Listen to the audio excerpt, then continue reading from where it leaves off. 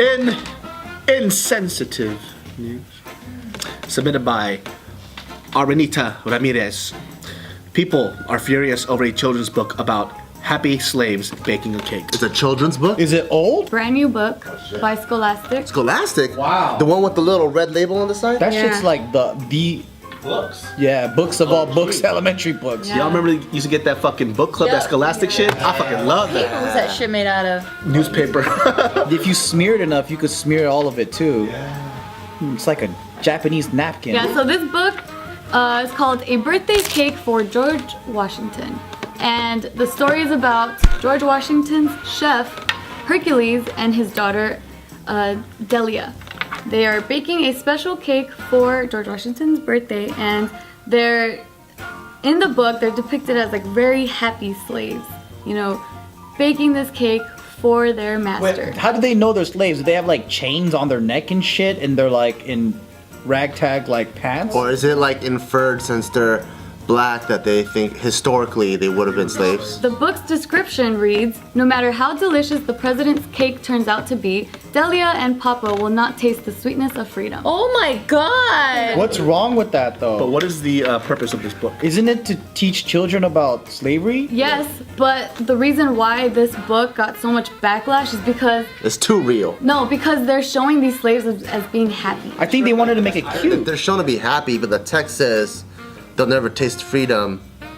That's the irony, probably. Yeah, Right? like I can see that. Like I don't think I gotta see the book for I myself. don't think the person who made this book was thinking, well, slaves were obviously happy. No, it's a children's book, so they're putting that's the juxtaposition. People don't know how to perceive art a certain, like they just see the literal and they go, well, slavery's already a taboo subject, and then people who are overly sensitive might want that erased completely out of the history books. Yeah, it's a children's book that's actually talking about real shit. You know, so I would expect them to do it like that. I wouldn't have a slave, you know? A grumpy slave? So, a statement from Scholastic says, Scholastic has a long history of explaining complex and controversial issues to children at all ages and grade levels. We do not believe this title meets the standards of appropriate presentation of information to younger children despite the positive intentions and beliefs of the author, editor, and illustrator. So they pulled the book from shelves. They pulled the book because people are angry. I feel like they saw it, they go, you know what, this is cool. Let's distribute it. Yeah, it just shows them like happily baking the cake in the kitchen. I loved children's books when I was a kid.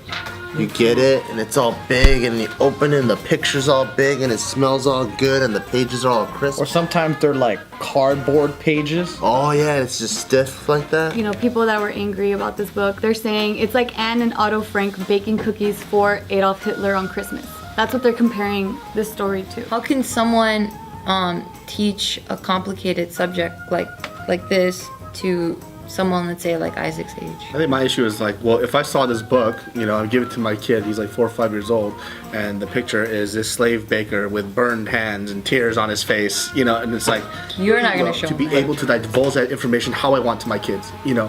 So like, I like the message of this book, but I'll tell my kids like, yo, so what this book is talking about, how unfair it was. So I don't think a kid's gonna look at like, oh, slaves were happy. Yeah. I don't think kids are gonna do that at all.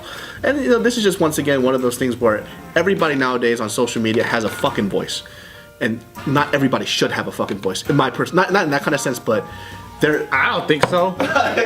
Shit, you know, like everybody is upset over everything, and I just, you know, fuck your fucking feelings, dude. Like it's just sometimes you just complain too much. That's what I think too. To me, it's like if you go to a bookstore, you see this book, and you disagree with it, then just don't buy it. There's no need to complain or anything like that. Hercules was Washington's chef, but like in the history books, they're saying that George Washington treated him very badly, and Hercules actually even escaped from George Washington because he had him do so much like hard labor and stuff. So they're just saying like to depict him as like a happy chef, like baking him a cake is historically incorrect. But that's also getting mad at all the Disney movies for twisting all the actual stories around too. Yeah, But those are fairy tales, so maybe that's different. I think depending on the medium, it's like if you're trying to if your target demographic Well, I guess it kind of is. It's folklore. are kids, then the medium suits that. So you don't want to show like graphic images to a kid because that's probably way more traumatizing than what actually went on. Yeah, are they expecting, like, we need to see some real shit? Let's have George Washington rape some fucking slaves, and that's real shit. Yeah, then why don't we go ahead and go back and the way we teach fucking Columbus Day? Let's stop having these fucking kids put their hand on a piece of fucking paper making a turkey. Let's talk about Christopher Columbus where he fucking raped and pillaged and shot people to death, gutted people out for fun. Let's do that for kids too then. Like, you're being fucking dumb. What the author was trying to do is teach a very complex subject, but in a cute way. Yeah, and to a child's medium. Yeah. So at what age do you think would be appropriate to teach that type of? No, you can't teach them through this book, you know? But the parent will explain. It's already explained there. Like, yo, he will never taste freedom. You know, it's in there. It's in the book. They're having an issue with the guy smiling. And that's subjective too, because if I was the parent and the kid asked me, Daddy, why is he happy if he's not gonna be free? And I'll be like, well, sometimes they have to pretend, or you know, sometimes people can still be happy when they're trapped, but it's like it's up to them to feel happy, or like, you know, I'll figure out something to say, but it's not that they're happy because they're slaves. Some people know how to cope and be resilient no matter what their situation is. So it could be interpreted in so many different ways. And the people that see that, they're interpreting it as they're still happy being slaves. They're not. No one's happy being a slave. They're just trying to make the best out of the situation. Hello, lovely people. I hope you enjoyed that episode of Just Kidding News. If you guys have some really cool, crazy, scary, sad news articles that you guys would like to submit, go ahead, visit the description box below to submit any articles that you like. And to continue the laughs and the craziness that we do here at JK News, go ahead and click right over here. Into my head, you know, I see my house just got jacked. I'm like, somebody gotta die. That's like if I came over and I fucking ate your grandma because I was hungry. Not in a sexual way, but I fucking. Oh my god! We weren't even thinking that. You made it. But thanks for clearing the air. Yeah, but they're like, oh, he must have been hungry. He's not a serial killer. He's just poor.